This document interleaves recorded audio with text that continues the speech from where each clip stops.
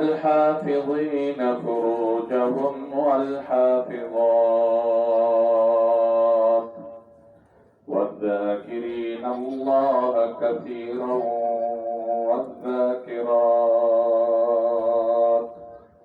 أعد الله لهم مغفرة وأجرا عظيما صدق الله العظيم. اللهم صل على محمد وعلى آل محمد كما صليت على إبراهيم وعلى آل إبراهيم إنك حميد مجيد. اللهم بارك على محمد وعلى آل محمد كما باركت على إبراهيم وعلى آل إبراهيم إنك حميد مجيد. ایک مسلمان معاشرہ اسلامی معاشرہ کیسے بن سکتا ہے؟ اس کے لیے ہر مسلمان معاشرے کا ہر فرد اچھا انسان بنے، اپنے اندر صفات پیدا کرے. جب ہر مسلمان معاشرے کا ہر فرد اچھا مسلمان بن جائے گا تو سارا معاشرہ اچھا معاشرہ، پرسکون معاشرہ اور جنت نظیر کا معاشرہ بن جائے گا. چند ایک صفات کی بات چل رہی تھی اور میں کل کی بات ہوئی تھی والصائمین والصائمات، روزہ رکھنے والے مرد اور روزہ رکھنے والی عورتیں. روزہ ایک فرض حکم ہے، فضیلت بھی روزہ رکھنے کی بہت ہے اور روزہ چھوڑنے کا وبال بھی بہت ہے بغیر روزہ رکھے. اور یہ بھی مسئلہ ذہن میں رہے کہ اگر عذر کی وجہ سے روزہ چھوٹ جائے تو پھر اس روزے کی قضا لازم ہے، اس روزے کی قضا فرض ہے. یہ نہیں کہ بس جو چھوٹ گئے جو رہ گئے وہ رہ گئے. اب صلی اللہ علیہ وسلم نے ارشاد فرمایا لِكُلِّ شَيْءٍ زَكَاةٌ وَزَكَاةُ الْبَدَنِ الصَّوْمُ، ہر چیز کی زکوٰۃ ہوا کرتی ہے اور صوم جو روزہ ہے رب تعالیٰ نے اس کو بدن کا زکوٰۃ قرار دیا، وجود کا، اس باڈی کی زکوٰۃ اللہ نے روزے کو مقرر کی. سال بھر میں صرف ایک مہینے کے روزے اللہ نے فرض کیے. ہم تو کوشش کرتے ہیں کہ کوئی چھوٹ مل جائے، کوئی بہانہ مل جائے، روزہ نہ رکھنے کا کوئی عذر مجھے مل جائے، کیونکہ حضور نبی کریم صلی اللہ علیہ وسلم کا فرمان ہے اگر میری امت کے رمضان کا پتہ چل جائے کہ ان روزوں پر ملتا کیا ہے بندے کو، ان روزوں کی وجہ سے اللہ اپنے بندے کو کیا عطا کرتا ہے، تو پھر بندے خواہش کرتے کہ پورا سال ہی روزے ہوتے. اس لیے کوشش ہونی چاہیے کہ میں خود بھی روزہ دار بنوں، میرا ماحول بھی روزہ دار بنے، میرا معاشرہ روزہ دار بنے. اور آج صبح میں ایک ساتھی سے بات کر رہا تھا کہ جو بندہ گھر میں روزے کا اہتمام نہیں کرتا، جس گھر میں روزے کا احترام نہیں ہے، قدر نہیں ہے، وہ بندہ اپنے ساتھ بھی ظلم کر رہا ہے، اپنے آنے والی نسلوں کے ساتھ بھی ظلم کر رہا ہے. کیونکہ میرے گھر میں جس چھوٹے بچے نے آج دیکھنا ہے کہ نہ ابو روزہ رکھ رہے ہیں، نہ امی روزہ رکھ رہے ہیں، نہ گھر کا کوئی اور فرد روزہ رکھ رہا ہے، تو اس کے اوپر کیا اثرات پڑے. اس کو تو پتہ ہی نہیں چلنا کہ رمضان اور روزہ بھی کوئی چیز ہے، رمضان اور روزہ کا یہ بھی کوئی حکم ہے. اور صرف اپنے آنے والی نسل پر ظلم نہیں کر رہا بلکہ اپنے آپ کے لیے بندہ ظالم بنا ہوا ہے. کیوں اس لیے کہ دنیا کو چھوڑ کر ہم سب نے چلے جانا ہے. ہمارے پاس جو آسرا ہے، ہمارے پاس جو صدقہ جاریہ ہے، وہ نیک اولاد ہے. اگر میں معاشرے میں رہتے ہوئے اپنے گھر کا ماحول، اپنی اولاد کی تربیت ایسا کر گیا کہ میرے بعد وہ روزہ دار بھی ہے، میرے بعد وہ نماز کے پابند بھی ہے، میرے بعد وہ قرآن کے تلاوت کرنے والے بھی ہیں، تو ان کے روزے کا ثواب بھی مجھے پہنچتا رہے گا، ان کی تلاوت کا ثواب بھی مجھے پہنچتا رہے گا، اور ان کے نماز کا ثواب بھی مجھے پہنچتا رہے گا. اور اگر میں نے ان کی تربیت نہیں کی، صرف کھانے پینے کا میں اتنا شوقین تھا کہ ایک مہینہ بھی روزہ رکھ کر مجھ سے برداشت نہیں ہوتا. بعض تو بھوک کا بہانہ کرتے ہیں، تو اللہ نے روزہ فرض اس لیے کیا ہے کہ بندہ بھوک کو ہی برداشت کر لے، بندہ کچھ پیاس برداشت کر لے. یہ تو نہیں کہ جی میں نے بھوک بڑی لگتی ہے میں روزہ نہیں رکھ سکتا، پیاس بڑی لگتی ہے میں روزہ نہیں رکھ سکتا. یہ کوئی بہانہ، کوئی عذر، کوئی بہانے، اتنے ایسے ایسے بہانے کا بندہ حیران رہ جاتا ہے. نہ رکھنے کے جیسے کہتے ہیں ہڈ حرام تھے کچھ تھا، بس وہی بات ہے. ہمارے اللہ نے سب کچھ دیا، طاقت دی، قوت دی، برداشت دیا، مدافعت دی، ساری کی ساری چیزیں. اور دیکھا جائے تو یہ وجود ہمیں کس نے عطا کیا؟ اللہ. اب وہی اللہ حکم کرے کہ تم نے ایک مہینہ یوں نہیں یوں چلنا ہے، اور پھر مالک کا حکم ہو، آقا کا حکم ہو، تو پھر جو نوکر ہوتا ہے وہ یہ نہیں دیکھتا کہ کیوں کرنا ہے، کیسے کرنا ہے، وہ تو حکم کا پابند ہوتا ہے. اب اللہ نے فرمایا کرنا ہے، مجھے اور آپ کو کرنا چاہیے اور کرنا ہے. اس پر اللہ مجھے اور آپ کو ایک ذرہ بھی بدلہ نہ دینا تو وہ اللہ ظالم نہیں ہے. لیکن پھر بھی اس نے اپنے انعامات کی بارش کر دی. روزہ ہم رکھتے ہیں، فائدہ ہمیں ہے، ثواب بھی ہمیں ملے گا، اور باوجود اس کے اللہ اپنے رحمتوں کی بارشیں برسا دیتا ہے. علماء نے لکھا ہے کہ پورا سال اللہ جتنی برکتیں، جتنی رحمتیں نازل فرماتے ہیں، رمضان کے اس ایک مہینے میں اللہ اس سے بڑھ کر رحمتیں نازل فرماتے ہیں. پورے سال سے بڑھ کر برکتیں اترتی، پورے سال سے بڑھ کر رحمتیں اور مغفرتیں اترتی. آج صبح کے درس میں نے بات کی تھی، اب صلی اللہ علیہ وسلم نے فرمایا اس مہینے میں روزانہ شام افطار کے وقت اللہ 60,000 بندوں کی مغفرت کے فیصلے فرماتے ہیں، 6 لاکھ کے مغفرت کے فیصلے فرماتے ہیں، اور ایک روایت میں 10 لاکھ کے مغفرت کے فیصلے فرماتے ہیں. لیکن یہ 60,000، 6 لاکھ اور 10 لاکھ کون لوگ ہوں گے؟ کون لوگ ہوں گے؟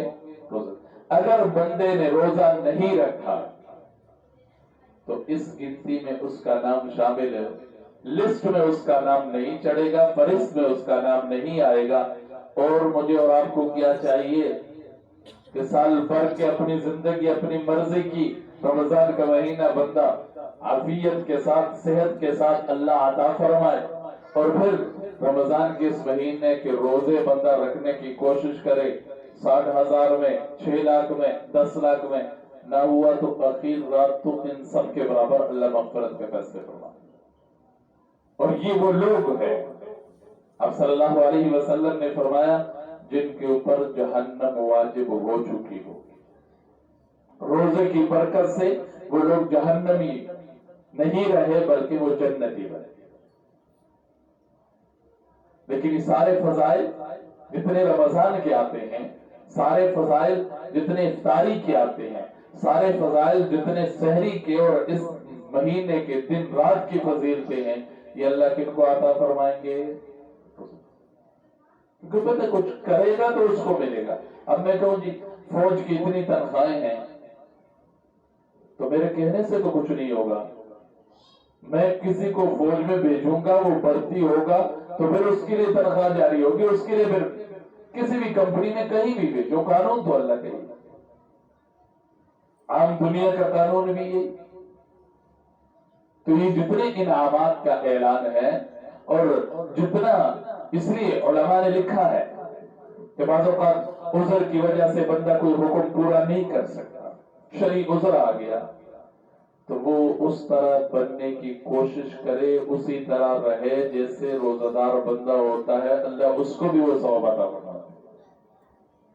جیسے بڑی عید کے موقع پر حج کے دن ہوتے ہیں تو حج کے ان دنوں میں جو حاجی لوگ وہاں چلے جاتے ہیں وہ تو گئے اپنے رب کے دربار پر، ان کی تو حاضری لگ گئی.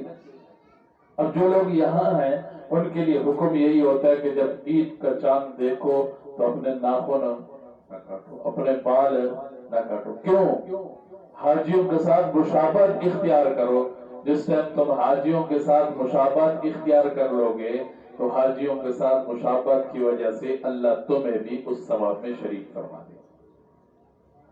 اسی طرح اگر کسی عذر کی وجہ سے روزہ نہیں رکھ سکا، کوئی مرد ہے یا عورت ہے، تو اس کو یہ نہیں کہ جی میرے پہ کڑا فرض ہے، میں جس وقت مرضی کھا لوں، مجھے اللہ نے اجازت دی ہے، مجھے شریعت کی طرف سے اجازت ہے. بھائی اجازت اپنی جگہ پر، لیکن علماء نے لکھا ہے کہ وہ اسی طرح سحری کے لیے اٹھے، سحری کھائے، دن کو سب کے سامنے نہیں، تنہائی میں، کسی گوشے میں، کسی ایسے طریقے سے کہ کسی کو میرے کھانے پینے کا پتہ نہ لگے. شام پھر جا کر دسترخوان پر بیٹھتے ہیں اپنے اللہ سے اس امید کے ساتھ کہ میں نے روزہ دار لوگوں کی مشابہت اختیار کی ہے، اس مشابہت پر بھی اللہ اجر و ثواب عطا فرمائیں گے، وہ بندہ بھی روزے کے ثواب سے محروم نہیں ہے. اس لیے والصائمین والصائمات، ہم خود بھی روزہ دار بنے اور اپنی اگلی نسلوں کی تربیت کرتے ہوئے ان کو روزے کی طرف لے. اگر گھر میں روزے کا ماحول نہیں ہے رمضان کے مہینے میں تو یہ اپنا آپ پر بھی ظلم ہے، اپنی نسلوں پر بھی ظلم ہے اور پورے معاشرے پر بندہ ظالم ہے. روزہ فرض ہے. ایک ایک روزے کے بارے میں پوچھ ہوگی اور ہمارے ہاں تو عجیب روش چل پڑی ہے. روزوں میں کہیں فوتگی ہو جائے قول کرا لیتے ہیں. کیوں جی؟ قول کرواتے کہ نہیں کرواتے؟ عام دنوں میں ہم کہتے ہیں قول کس لیے کراتے ہیں؟ کوئی کھانا پینا ہو جاتا ہے. وہ بات بالکل سچی ہے. اگر قول کرائے ایصال ثواب کے لیے پھر کام وہ کرنا چاہیے جو ثواب کا ہو. اگر قول کرائے کھانے پینے کے لیے تو پھر روزہ بھی کھانا پینے کی وجہ سے چھوڑ دیتے ہیں، روزہ افطار کر لیتے ہیں، روزہ رکھتے ہی نہیں ہیں اور کھا پی کے واپس اپنے گھر چلے جاتے. یہ چنگا ثواب بخشتے پہنے اس بولتے ہیں. ثواب تو یہ تھا کہ میں روزہ رکھ لیتا، روزے کی حالت میں تلاوت کرتا، ذکر اذکار کرتا، کوئی درود شریف پڑھ لیتا، کوئی اور نیکی کا کام کر کے اس میت کو ایصال ثواب کر دیتا. میں تو الٹا آ کر اسی گھر میں اللہ کے حکم کے کھلے عام نافرمانی کرتے ہوئے اجتماعی طور پر اللہ کے حکم کی نافرمانی. ایک بندہ کسی گٹھ میں بیٹھ کے روزہ کھاتا پیا وہ بھی گناہ ہے، اور ایک سرعام چوک میں، چوراہے میں، بازار میں، حویلی میں اس کے لیے باقاعدہ انتظام کر کے انا للہ و انا الیہ راجعون. پھر بے موسم بارشیں نہیں ہوں گی تو اور کیا ہوگا؟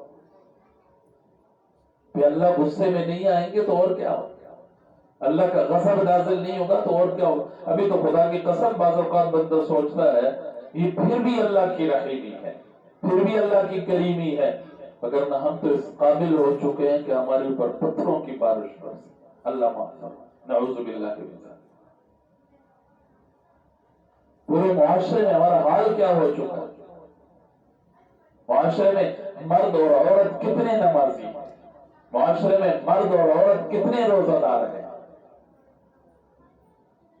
پرواہ کوئی نہیں، نہ نماز کی پرواہ، نہ روزے کی پرواہ، اللہ کے کسی حکم کی کسی کو کوئی پرواہ نہیں، حضور کے کسی طریقے کی کسی کو کوئی پرواہ نہیں.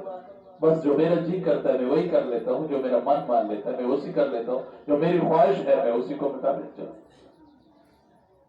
اس لیے یہ مہینہ مجھ سے اور آپ سے مطالبہ اس بات کا کرتا ہے کہ ہم خود بھی روزہ دار بنے، اپنے گھر میں روزے کا ماحول بنائے۔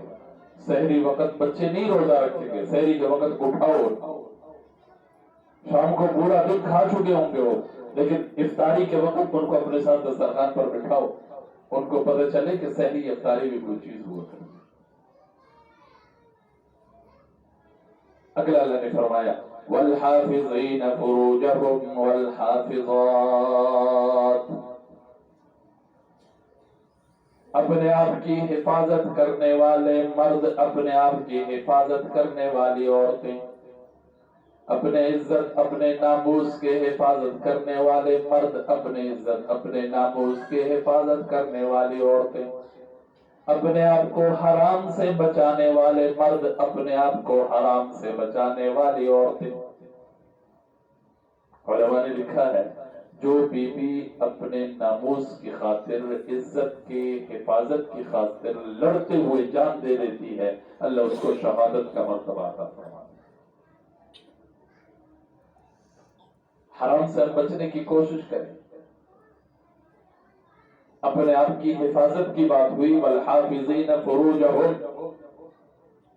آنکھ کی حفاظت ہو، کان کی حفاظت ہو، اپنے جسم، عورت کا تو سارا کا سارا وجود پڑتا ہے، اس پر کسی غیر محرم کی نظر لگی نہ۔ اب صلی اللہ علیہ وسلم صحابہ کی مجلس میں بیٹھے ہوئے ہیں، اب صلی اللہ علیہ وسلم نے ایک سوال کیا صحابہ سے۔ حضور صلی اللہ علیہ وسلم مختلف سوالات کرتے تھے کبھی مجمع میں سے، ہاں بھائی بتاؤ مسلمان کے مشابہت رکھنے والا درخت کون سا ہے؟ ایک سوال آپ صلی اللہ علیہ وسلم، کون سا درخت ہے جو مسلمان بندے کے زیادہ مشابہ ہے؟ حضرت عمر بیٹھے ہیں، حضرت ابوبکر صدیق بیٹھے ہیں، حضرت عبداللہ بن عمر بیٹھے ہیں، اور حضرات صحابہ کرام رضوان اللہ تعالی علیہ مجمعین بیٹھے ہیں۔ کسی نے جواب نہیں دیا۔ حضور صلی اللہ علیہ وسلم فرمایا وہ کھجور کا درخت ہے۔ عبداللہ بن عمر رضی اللہ تعالیٰ واپس جاتے ہوئے والد صاحب کی انگلی پکڑے کرنے لگا، ابا جی میرے ذہن چ آیا سی کہ میں کہہ دوں، لیکن میں کہ بڑے بیٹھے نے تو میں، حضرت عمر نے فرمایا بیٹے تو کہہ دیتا تو یہ میرے لیے دنیا جہاں سے سب سے بڑھ کر عزت اور سب سے بڑھ کر انعام والی بات ہے۔ تو حضور نبی کریم صلی اللہ علیہ وسلم نے فرمایا بتلاؤ ذرا بہترین عورت کون سی عورت ہے؟ بہترین عورت کون سی عورت ہے؟ صحابہ کرام سارے خاموش ہیں، کسی کو جواب سمجھ نہیں آ رہا کہ کیا جواب دیا جائے۔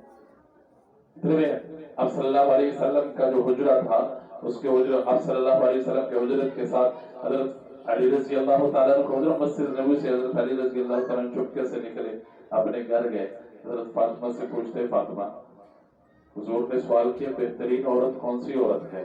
کسی کو جواب سمجھ نہیں آ رہا۔ فاطمہ رضی اللہ تعالیٰ یہ بھی کوئی جواب ہے؟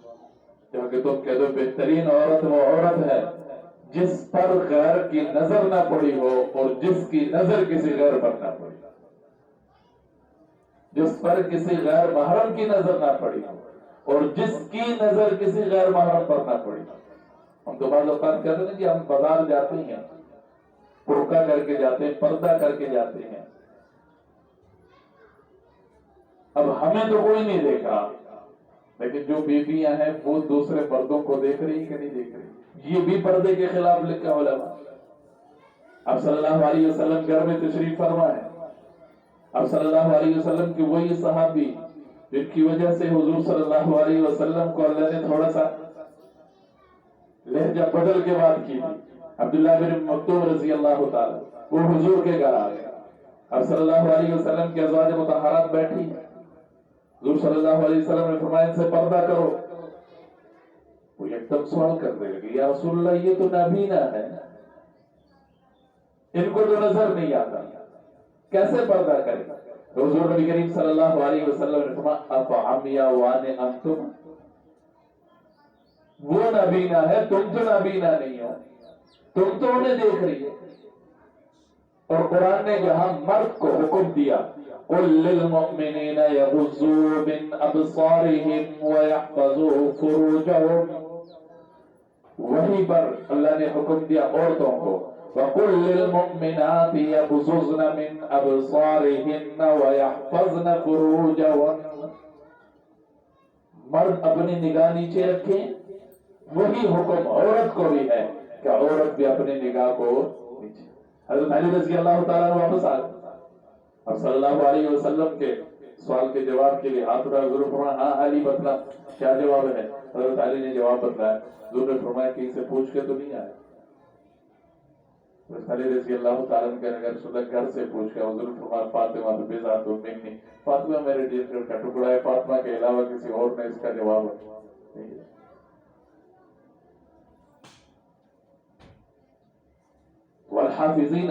والحافظین فروجہم والحافظات، مرد کے لیے بھی فرض کا درجہ ہے، عورت کے لیے بھی فرض کا درجہ ہے کہ وہ اپنے ناموس، اپنے عزت کی حفاظت. آپ صلی اللہ علیہ وسلم نے بیویوں کے بارے میں بہت بہترین انعام بیان فرمایا.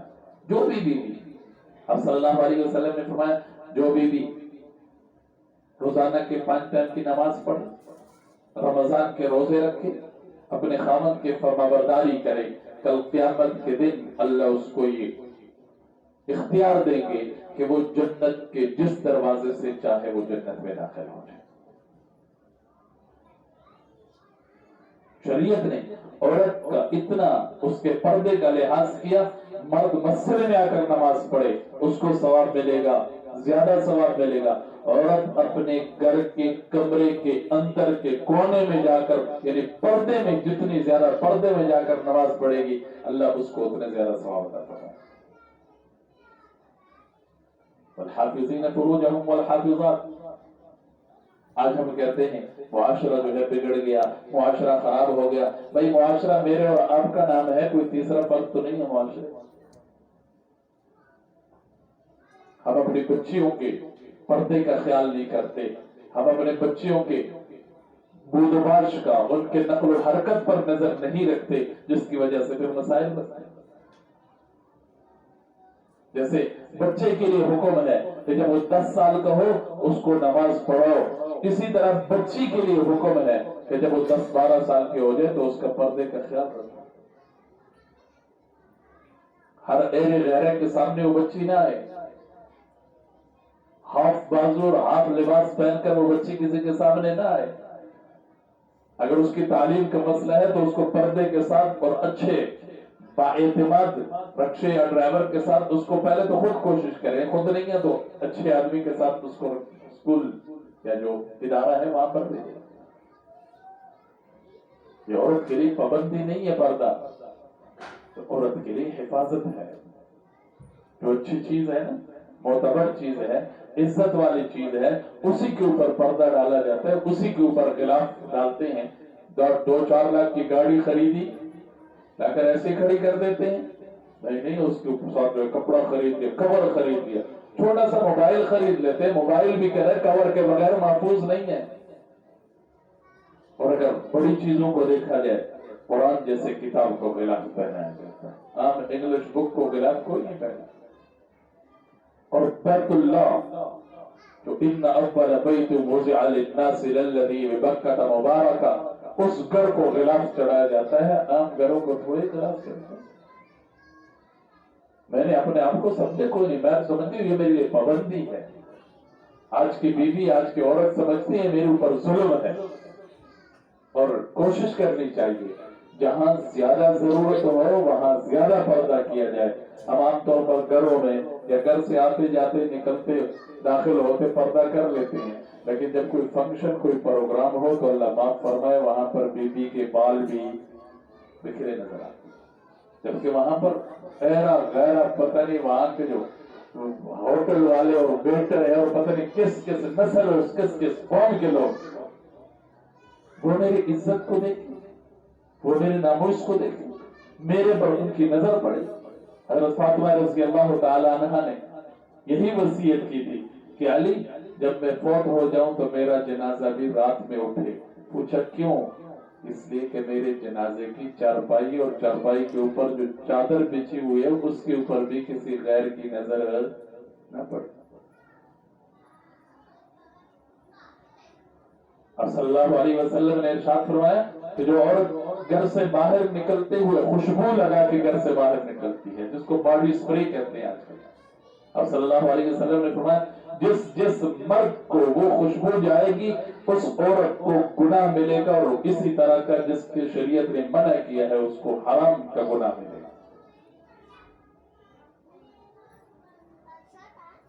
خود تو آؤ شریعت کو پڑھو تو صحیح، یہ پابندیاں نہیں ہیں۔ میں نے اپنے لیے اس کو پابندی کا نام دے کر، میں نے اپنے لیے اس کو مشکل کا نام دے کر، پتہ نہیں کہاں کہاں کے، ذرا یورپ کے عورتوں کے حالات پڑھو جو آزادی آزادی آزادی اور بے پردگی کے نعرے لگا رہی تھی، آج تنگ آ گئی ہیں۔ ہر منٹ کے بعد یورپ میں ایک عورت بلکہ ایک سے زیادہ عورت کے ناموس پر حملہ کیا جاتا ہے، اور ہر ایک منٹ کے بعد یورپ میں ایک عورت حالات کی وجہ سے خودکشی کرتی۔ بہرحال کوشش ہو، والحافظین فروجہم والحافظات والذاکرین اللہ کثیرا والذاکرات، آخری وصیت، اللہ کو بہت یاد کرنے والے مرد، اللہ کو بکثرت یاد کرنے والے مرد، اور اللہ کو بہت اور بکثرت یاد کرنے والی عورتیں۔ ذکر اللہ، اللہ خود حکم دیتے ہیں، یا ایھا الذین آمنوا اذکروا اللہ ذکرا کثیرا، ایمان والو اللہ کا ذکر کثرت سے کیا کرو، ملے گا کیا؟ اللہ فرماتے فاذکرونی اذکرکم واشکروا لی ولا تکفرون، تم مجھے یاد کرو گے، میں اللہ عرشوں پر اپنے ملائکہ کے سامنے تمہارے تذکرے کرتا رہوں گا۔ وَالذَّاكِرِينَ اللَّهَ كَثِيرًا وَالذَّاكِرَاتِ، اب پوچھتے جی کون سا ذکر کرے؟ کسی کا بتایا ہوا، کسی پیر صاحب کا، کسی فقیر کا؟ بھائی اللہ خود فرماتے قرآن میں وَلِلَّهِ الْأَسْمَاءُ الْحُسْنَى فَادْعُوهُ بِهَا، اللہ کے جتنے نام تمہیں آتے ہیں، جتنے نام تمہاری زبان پر چڑھتے ہیں، ان ناموں کے ساتھ اللہ کو یاد کر لیا کرو، اللہ اللہ کرتے رہو، لا الہ الا اللہ کرتے رہو، سبحان اللہ کرتے رہو، الحمدللہ کرتے رہو، جتنے اللہ کے صفاتی نام ہیں ہر ایک نام کے ساتھ اللہ کو یاد کرتے رہو، اللہ تمہیں ذکر ذاکرین میں شامل و شمار فرما دیں گے۔ کلمہ طیبہ کا ورد ہے، ذکر جس بندے کی عادت بن جائے وہ رات کو بھی کروٹ لے تو اس کی زبان پر ذکر جاری۔ حدیث میں آتا ہے صلی اللہ علیہ وسلم نے فرمایا قیامت کا دن ہوگا، ایک بندہ اللہ کے حضور حاضر ہو جائے گا، اس کے بارے میں فیصلہ ہو جائے گا جہنم کا، وہ گھبرایا ہوا، ڈرا ہوا، خوف کے عالم میں، نہ فرمائیں گے صبر کرتے ایک نیکی میرے پاس ہے۔ کیا نیکی ہے؟ ایک رات تو سویا ہوا تھا، غافل سویا ہوا تھا، رات اس غفلت کی حالت میں تو نے اپنے سائیڈ چینج کی، سائیڈ چینج کرتے ہوئے تیرے منہ سے نکل گیا اللہ، وہ اللہ لفظ اور اللہ مجھے اتنا پسند آیا کہ آج اس تیری ایک نیکی اور ایک بار اللہ کا نام لینے کی وجہ سے تیرے بارے میں بخشش کا فیصلہ کرتے ہیں۔ ہم تو اللہ اللہ پکارتے ہیں،